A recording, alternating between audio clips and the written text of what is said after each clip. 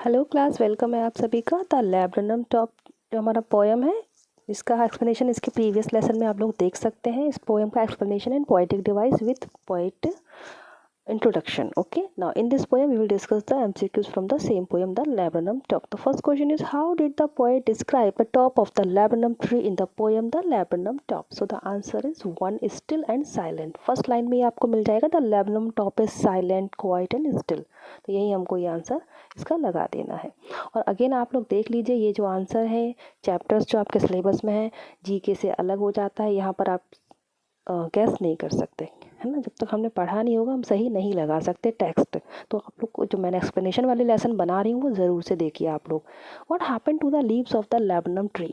तो ये जो लीव्स हैं इस ट्री की कैसी हो जाती हैं? तो answer is be turn yellow. Yellow जो इस पोएम में ये आया है, येलो मोस्ट डोमिनेंट कलर बताया गया है इस पोएम में। और जो कि आपका ये लीव्स को बता रहा है, लीव्स को सिम्बलाइज करता है, साथ में साइलेंस को एंड ऑटम सीजन को डिस्क्राइब करता है। ये सब बातें इसके लिए हो जाती हैं। How was the tree standing in the month of September?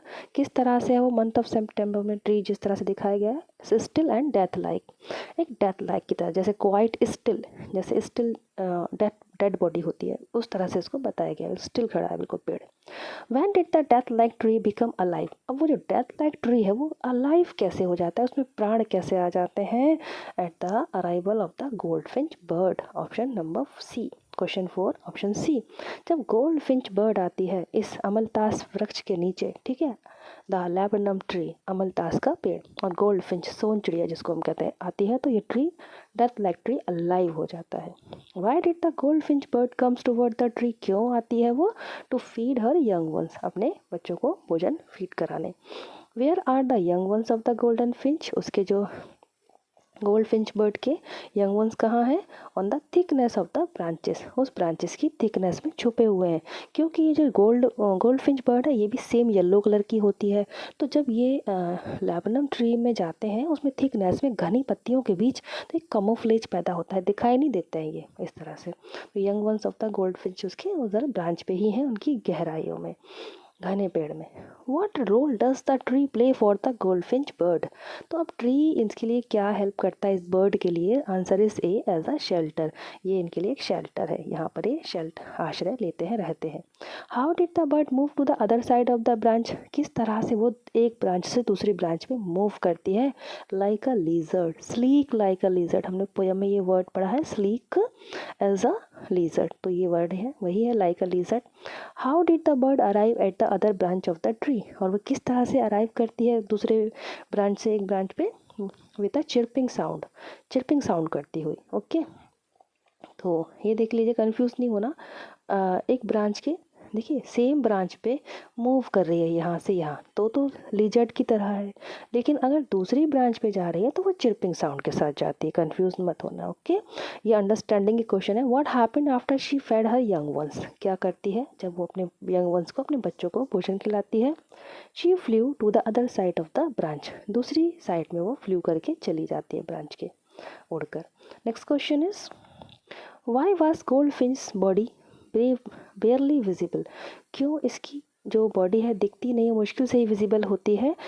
इसका आंसर हो जाएगा due to her dark coloured yellow body, क्योंकि वो येलो है and the tree is also yellow. Where did the bird vanish after feeding her young ones? कहाँ चली गई अपने बच्चों को भोजन करा के, वो कहाँ चली जाती है? Behind the yellow leaves, yellow leaves के पीछे वो छुप जाती है, वेनिश हो जाती है। What happen to the bird in the end of the poem? तो बर्ड्स के साथ क्या होता है पोएम में एंड में? शी फ्लू अवे, फाइनली वो यहाँ से उड़ के चली जाती है इस लैबनम ट्री से। How was the tree in the and when the bird flu away? देखिए स्टार्टिंग में, पोएम के स्टार्टिंग में हमारा ट्री कैसा है? साइलेंट है, क्वाइट है, स्टिल है। देन उसको अलाइव हो जाता है ना, खुश हो जाता है, एक्साइट हो जाता है, थ्रिल हो जाता है हमारा ट्री। देन अगेन लास्ट में कैसा है पूछ रहे हैं, option is C, it was death like again, फिर से वो डेथ लाइक हो जाता है। What intense of alliteration? Instance आपको कौन कौन से दिखते हैं एलिट्रेशन के? Example has been use in the poem the laburnum top out of the following option. इनमें से कौन सा आपका एलिट्रेशन है, सीधा सा वो पूछ रहे हैं। मैंने आपको बताया भी है पोएम में, that is September sunlight. Okay, इसमें आपका एलिट्रेशन फिगर ऑफ स्पीच है, क्योंकि एस एस सेम लेटर से टू वर्ड्स स्टार्ट हो रहे हैं। स्लीक एज अ लिजर्ड में आपका सिमिली है स्टूडेंट्स। हर बैरेट फेस में आपका ट्रांसफर्ड एपिथेट है। And engine of her family में आपका मेटाफर है स्टूडेंट्स। नेक्स्ट है आपका वो transferred epithet was use in the poem the laburnum top. तो ट्रांसफर एपिथेट कहाँ यूज़ किया गया है? Again her Barrett face identity mask 16 का ए हो जाएगा। और बैरेट फेस, फेस यानी कि एक नॉर्मल नाउन है ये, ठीक है, कॉमन नाउन है फेस। और जिसको जो नाउन वर्ड होता है उसको एक स्पेशल एडजेक्टिव दिया जाता है, स्पेशल विशेषण दिया जाता है। तो यहाँ पर इस फेस को क्या विशेषण दिया गया है? बैरेट। बैरेट माने स्ट्रिपी, जो उसके चेहरे पे काली स्ट्रिप है ना, उस सोन चिड़िया का चेहरा थोड़ा काला होता है। तो इसलिए इसको बैरेट फेस बोला है। एपिथेट मतलब जो मेन वर्ड है यानी कि फेस, इस वर्ड में फेस जो है वो एपिथेट है। और ट्रांसफर्ड यानी कि उसको एक नया विशेषण देना, कुछ अलग हटके, दैट इज बैरेट। तो ये आपका transferred epithet figure of speech हो जाता है। What does the phrases her Barrett face identity mask mean? इस फ्रेजेस का मतलब क्या है? तो देखिए 17 का ऑप्शन हो जाएगा सी, बर्ड्स का face become her identity and symbol of recognition. तो वही है कि उसका चेहरा ही उसकी आइडेंटिटी है, क्योंकि चेहरा पे हल्की सी ब्लैक पट्टी होती है तो दिखता है, वो उसका पहचान दिखती है। अदरवाइज येलो कलर की बर्ड है, येलो ही ट्री है, तो उसमें वो कहीं छुप जाती है। स्टूडेंट्स एक जो वर्ड होता है ना ये फ्रेजेस क्या होता है? ये होता है ग्रुप ऑफ वर्ड्स, ठीक है। थोड़ा मैं बता देती हूँ, आया है तो ग्रुप ऑफ वर्ड्स। अब सेंटेंस भी तो ग्रुप ऑफ वर्ड्स होता है, एक सेंटेंस। तो फ्रेजेस और सेंटेंस में बस यही होता है कि ये फ्रेजेस में अधूरा मीनिंग होता है और सेंटेंस में एक फुल मीनिंग होता है, ओके। अदरवाइज ये दोनों ग्रुप ऑफ वर्ड्स है, इसका कोई फुल मीनिंग नहीं है ऐसे। Now, what is the dominant color used in the poem? That is yellow. Okay, yellow symbolize silence, death, beauty. Okay, autumn season also. So yellow is the most dominant, most powerful color in this poem. What is described by the word sleek in the poem? किस चीज़ को sleek कहा गया है इस poem में? So the answer is lizard. ठीक है, sleek किसको कहा गया है? लीजर्ड को। स्लीक एज लीजर्ड, वो अलग बात है कि फिर लीजर्ड से कंपैरिजन गोल्ड फिंच का किया गया है। और कुछ स्टूडेंट्स इतने डीपली स्टडी करते हैं, वो मुझसे फिर पूछते हैं इस तरह के क्वेश्चन, मैडम आपने तो ये बताया, तो बिल्कुल अच्छा लगता है मुझे, पूछा कीजिए। What is the described as engine in the poem? किसे इंजन की तरह डिस्क्राइब किया गया है? देखिए इसमें लीजर्ड, मशीन, लैब्रनम ट्री और नन ऑफ द अबव। तो इसमें आपका बर्ड होना चाहिए, क्योंकि देखिए गोल्ड फिंच बर्ड ही है जो इंजन की तरह वर्क करती है। उसका जो एक घर है, उसका जो बर्ड नेस्ट है जिसमें उसके बच्चे हैं, ठीक है, तो वो एक मशीन हो गया। और मशीन में फिर इंजन की तरह कौन काम करता है? तो हमारी वो बर्ड ही करती है।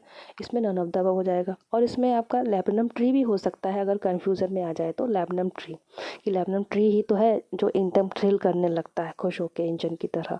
तो ये हो जाता है, it is the engine of our family. तो इसमें आपका इंजन तो हमारी बर्ड ही है ऑलरेडी ऑब्वियसली, तो नन ऑफ द अबव इसमें आपका हो जाएगा। स्टूडेंट्स हमने ये 20 MCQs देखे थे लैब्रनम टॉप से, और बहुत ही ईजी सिलेबस है। अगेन मैं आपको एक बात बता दूँ, बिल्कुल तैयार रहिए कमिंग 2023 के मिड में, इस साल के मिड में अपनी ज्वाइनिंग के लिए। KVS लेट नहीं करता है, क्योंकि तुरंत आपका exam, interview, then joining, okay. तो बिल्कुल be ready for your joining and do study very well. First paper को कहीं नहीं छोड़ना है, उसका लिटरेचर जो आपका मनोविज्ञान आना है अच्छे से रखिए उसको, हिंदी इंग्लिश आना है जनरल, तो उनकी तैयारी सेट लगाते रहिए, करंट अफेयर से जुड़े ही रहिए। तो आई होप कि आपकी प्रिपरेशन बहुत अच्छी चल रही होगी। Thank you so much for watching this lesson. खुश रहें, पॉजिटिव रहें, जय हिंद।